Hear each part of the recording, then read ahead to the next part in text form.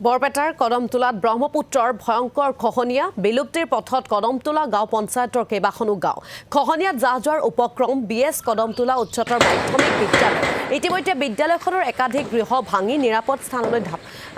বিদ্যালয় কৰ্তৃপক্ষই লৈ গৈছে সংকাত দিন অতিবাহিত কৰিবলগীয়া হৈছে অঞ্চলটোৰ শতাধিক পৰিয়ালে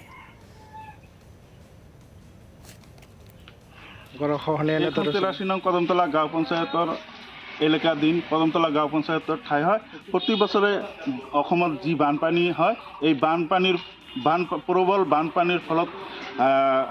খেতি মাটি খেতি পথাৰ হাজাৰ হাজাৰ বিঘা খেতি মাটি ইতিমধ্যে ব্ৰহ্মপুত্ৰ নদীত বিলীন হৈ গৈছে সহস্ৰজনৰ ঘৰ বাৰী ঘৰ দুৱাৰ ভাঙি ছিঙি বিভিন্ন ঠাইলৈ গতি কৰিছে মানুহখিনি অসহায় অৱস্থাত আছে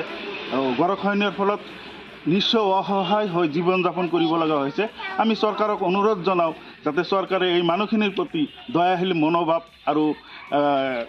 আঁচনিৰ ব্যৱস্থা কৰে যেন